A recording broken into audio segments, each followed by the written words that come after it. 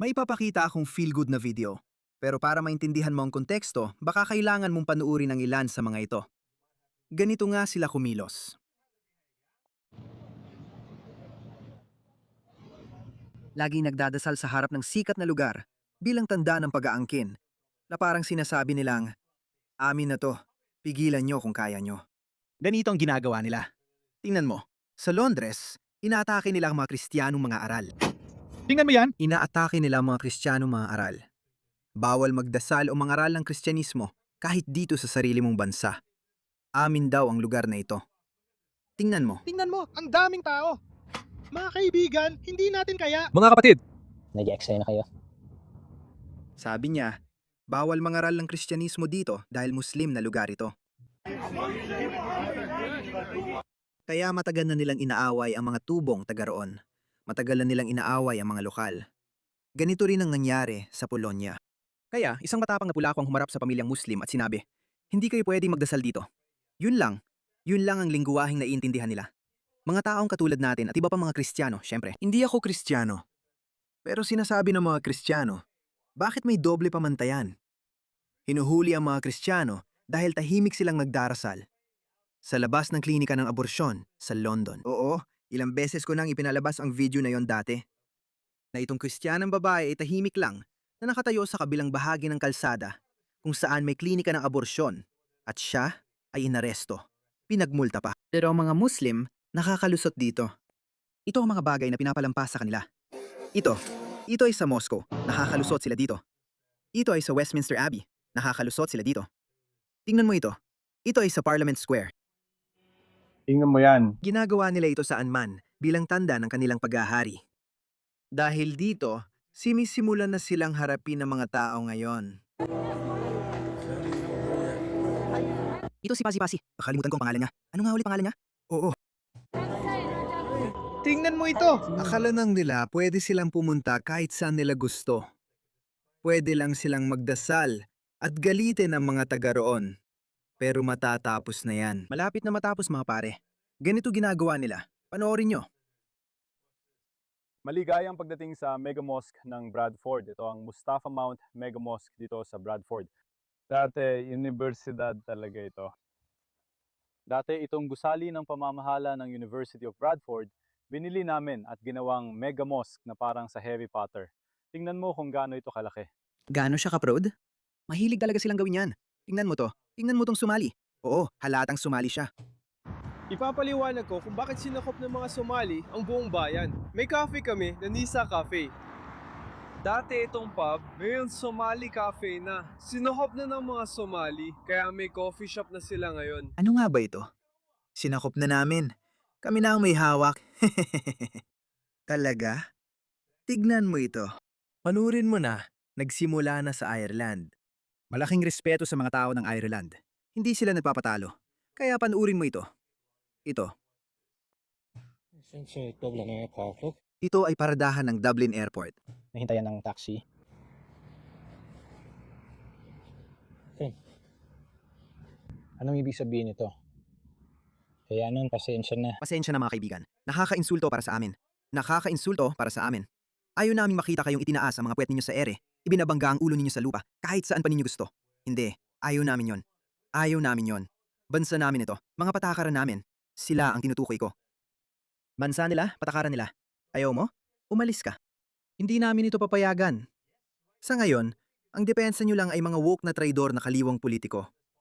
Pero hindi rin nila kayo matagal mapoprotektahan. Sa huli, lahat ng bansang ito ay demokrasya.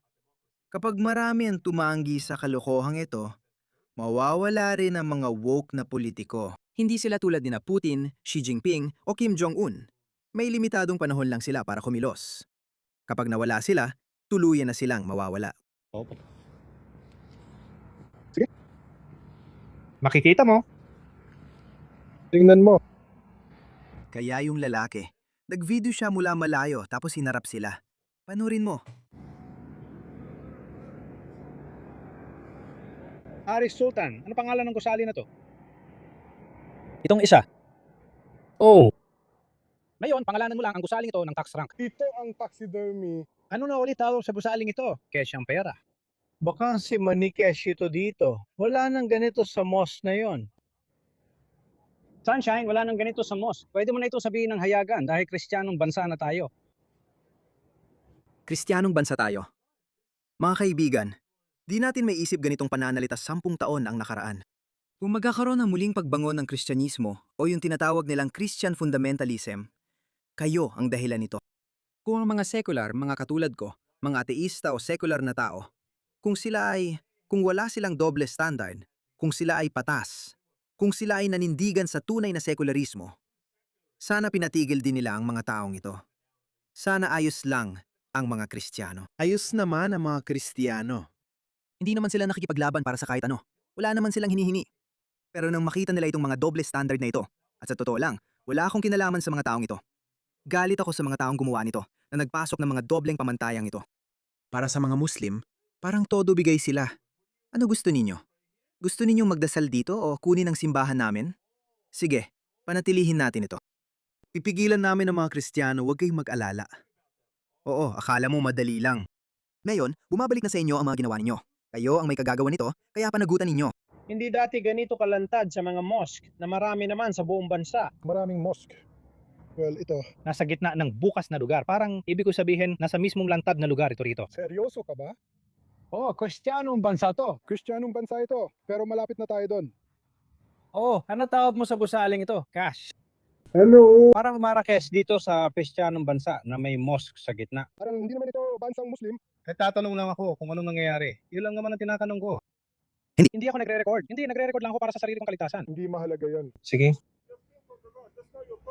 Kristyanong bansa ito, hindi Muslim. Maraming mosque dito. Bakit hindi ka dalang magdasal doon? Negosyo lang ito. Oh, pero ano bang nangyayari? Oo, hindi niya negosyo yan, tol. Makikita mo, babalik siya kasama ang grupo niya. Sige, ituloy mo yung kalokohan mo. Sige, ituloy mo pa yung kalokohan mo dahil lalo mo lang pinapalakas ang loob nila. Hindi na ako makapaghintay sa araw na dumating yon. Country, tinatanong lang kita ng isang bagay. Oo nga. Kristiyano ako. Tinataka kong itanong kung ano ang nangyayari. Kristiyanong bansa ito. Nagtatanong lang naman ako. Yun lang. Tinanong lang kita kung anong ginagawa mo. Tinanong lang kita kung anong ginagawa mo. Yun lang. Tinanong lang kita kung anong ginagawa mo. Yun lang. Nagtanong lang ako sa'yo. Ano ba ang hindi mo pwedeng gawin sa mosque? Yun lang. Yun lang ang kinanong ko. Lahat sa'yo. Maraming salamat. Tugan Airport. Muslim na lalaki na sumusubok ng album. Magaling itong Irlandes. Ano to? Nagiging interesante talaga. So, yun ang Ireland, di ba? Nangyayari rin ito sa Amerika, mga pare. Oh, tingnan mo to. Tingnan mo kung anong nangyayari sa Amerika. Alam mo, sa Inglaterra, ginawa nilang tabu ang iwagayway ang Union Jack o ang bandila ni San Jorge. Ginagawa na rin nila yon sa Amerika ngayon. Pero Amerika at sinusubukan din nilang gawin yon sa Australia. Tanggalin ang Union Jack sa bandila ng Australia. Simbolo raw ito ng pang-aapi at kolonyalismo. Leche, wala kaming pakialam. Ayaw mo sa bandila? Leche ka. Ginagawa rin nila yan sa Amerika. Oo, maaaring pinagmulan ng kulturang Amerikano ang Britanya. Pero hindi na pareho ang mga Amerikano at mga taga-Britanya dahil nagkahiwalay na ang kanilang mga kultura. Ibang-iba ang mga Amerikano. May sarili ng kultura ang Amerika. Canada, medyo ibang Canada. Australia, medyo iba rin Australia. Oo, lahat tayo galing Britain. Pero nagkahiwalay na tayo mga 200 o 500 taon ang nakaraan. Kaya kung ang mga Ingles ay nabigla at naloko sila dito, hindi ibig sabihin na maluloko rin ang mga Aussie o mga Amerikano. Hindi mangyayari yon. Panoorin mo to. Kaya itong Amerikanong makabayan ay pumunta sa Minneapolis. Dala ang bandila ng Amerika. Panoorin mo kung ano ang mangyayari. Hindi ako pwedeng pumunta dito at basta na lang manood. Sino nagsabi? Sabi ko lang. Anong sinasabi mo? Sinasabi ko lang, anong sinabi mo? Sinabi ko lang. Kasi, bakit hindi siya problema? Eduhado ako. Meron ako putangin ng bandila, bro. Meron akong bandila. Gera, meron ako. May bandila ako. Kung mabaril ako dahil sa bandila, masama iyon sa'yo. Galit pa rin lahat sa mga bandila ng Amerika. Palestinian flag ba yan? Tingnan mo. Ano to? Kaya siya pinalayas. Anong bandila to? Palestinian flag ba ito? Hindi ko alam. Lahat ay galit sa mga bandila ng Amerika. Hindi naman bandila ng Amerika. Oo.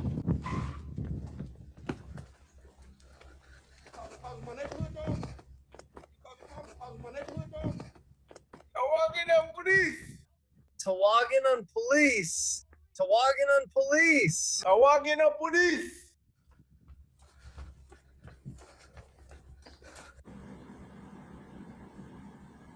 Ang sakit sa puso ko, pare.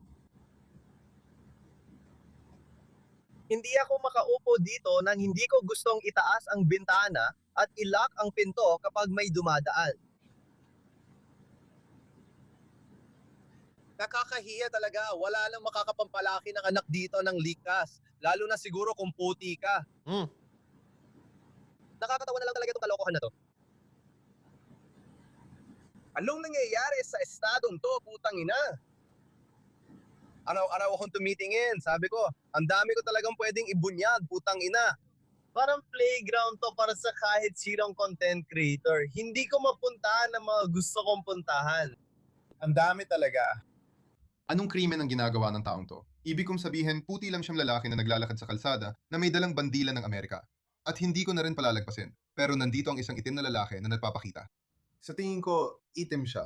Iba man ang lahi niya, pero lantaran niyang ipinapakita ang matinding rasismo laban dun sa lalaki dahil lang naglalakad ito sa kalsada na may dalang bandila ng Amerika.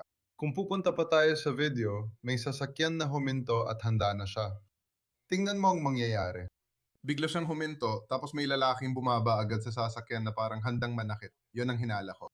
Pansinin kung gaano kabilis silang may nakahandang sasakyan at may isang tao sa passenger seat na handang tumalon palabas. At kailangan talagang tumakbo ng lalaki at sumigaw na tinatawagan niya ang mga pulis. Kasi malinaw na nilapitan siya ng mga taong yon at may balak siyang saktan. Malinaw na gusto siyang saktan. Sumakay siya sa kotse at sinabi niya hindi siya ligtas. Hindi pa rin siya ligtas kahit nakaupo na siya sa kotse. At tingnan natin kung anong sinasabi ng mga komento tungkol dito. Punta lang tayo sa itaas ng mga komento dito. Dapat daan-daan ng mga tao na sumusuporta sa kanya na may mga bandila ng Amerika, mga nakakadiring barbaro. Hindi na tulad ng dati ang Minneapolis. Bumuto ng pula. Anong gagawin mo tungkol dito? Malamang troll lang ito. Bumuto ng pula. Nakakagulat na pinayagan ito ng gobyerno. Binigo tayo ng Korte Suprema. Bakit ito hinahayaan? Impyerno ng Minnesota ngayon, kaya lahat ay sa ngayon na nakakadire ang asa na ito. Isipin mo pa ang sinasabi niya. Abang nagsasalita siya sa kotse, sinabi niyang hindi ka pwedeng maging puti o magpalaki ng pamilya bilang puti dito dahil ganito ang nararanasan mo. Naranasan mo ang matinding rasismo dahil lang sa pagiging puti at pagdadala ng bandila ng Amerika. Hindi natin kailangan tiisin ito. Kailangan ng National Guard para kilalanin ng mga taong ito at lahat sila ay ipa-deport ng maramihan. Kung sila ay Amerikanong mamamayan, hindi rin sila dapat narito. Dapat silang tanggalan ng citizenship at ipa-deport gaya ng mga illegal dito.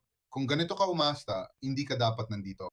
Ang buong kanluran, bawat bansang kanluranin, kasama ang Amerika, bawat bansang kanluranin ay sinisira ng mga traidor na sobrang kaliwa at woke. Nagpasok sila ng mga taong galit sa kanluran, sa sibilisasyong kanluranin at sa mga bansang kanluraning ito. Galit sila sa mga ito. Binibigyan sila ng lakas ng loob at kapangyarihan para sa kanilang ginagawa. Pero may kutob ako, tingnan mo. Hindi ko sinasabing lahat ay makakalabas ng walang galos. Lulubay ito, pero naniniwala akong hindi sila magtatagumpay. Tingnan mo, dating Navy SEAL siya. Hindi ko sinusuportahan ang sinabi niya pero mahal ko ang Amerika. Pagpalain ng Diyos ang Amerika. USA, USA. Pakinggan mo siya. Huwag kang magpapaapi sa mga taong to. Huwag mo lang hayaan. Huwag mo hayaan takutin ka nila. Huwag mo hayaan sakupin nila ang syudad mo ng basta-basta. Kung karapat-dapat na makasuhan ka ng pananakit, gawin mo. Iyan ang panindigan ko. Akala mo ba papayagan kong apihin ng mga Somali ang mga anak ko sa tabing dagat? Hindi. Babasagin ko ang bumo nila at kakaladkarin ko silang wala ng buhay sa mga kalsada. Tapos na ako dyan. Hindi ko sinasabing gumawa ka ng krimen, pero huwag kang magpa-intimidate sa radical na Islam sa bansa o lungsod mo. Hindi ito gaganda habang tumatagal. Kailangan mo ipaalam na kapag lumabag sila sa batas, ikaw na mismo ang mapapatupad ng batas sa sarili mong paraan. Ibang-ibang Amerika. Malaki ang pagkakaiba ng kulturang Amerikano at kulturang Briton. Amerika ay... Sa tingin ko, magiging interesante ito. Wala sigurong ideya ang mga Islamista sa mangyayari sa kanila. Kung susubukan nilang guluhin ang Amerika, una, wala naman silang numerical na kalamangan sa Britanya. Sila ay bumubuo lang ng 8%, siguro 10% ng populasyon ng Britanya. Ang Britanya ay mahinahon at kakaibang lipunan. Hindi ko inaasahang magtagumpay sila doon. Pero todo ang pagsubok nila sa Amerika. Susubukan nila. Huwag mo akong maintindihan ng mali. Bibigyan nila ng tsansa ang sarili nila. Dahil ang mga Islamista ay sobrang dogmatiko at sobrang determinado. Totoong naniniwala sila sa puso nila na nandito sila para sakupin ang mundo. Tingnan at pakinggan mo, naniniwala talaga sila. Interest mo ito dahil interest ng umma na bumagsak ang hegemonya ng Amerika sa mundo. At kailangan mong pag-isipan bilang isang Amerikanong Muslim, paano ka makakatulong dyan? Humihina na ang kapangyarihan ng Amerika. Lumalakas naman ang kapangyarihan ng China. Unti-unti nitong binubuksan ang puwang sa mundong Muslim. Nasa tiyan tayo ng halimaw, nasa puso ng imperyo ng US. Narito tayo. Nagsasalita sila na may Amerikanong punto, pero nandito para sirain ang Amerika mula sa loob. Kaya susubukan nila yon. Naipakita ko na dati ang video na ito. Susubukan talaga nila. Susubukan nilang gawin. Pero may kutob ako. Ang mga kalaban nila ay iba sa mga nakaharap nila sa Britanya. Kahit ang Britanya, hindi basta papayag. May kutob ako na makakatagpo sila ng daan-daang libong Amerikano na katulad ng taong ito. Huwag na lang. May makikilala silang ganon, kaya mukhang magiging interesante ang mga susunod na araw.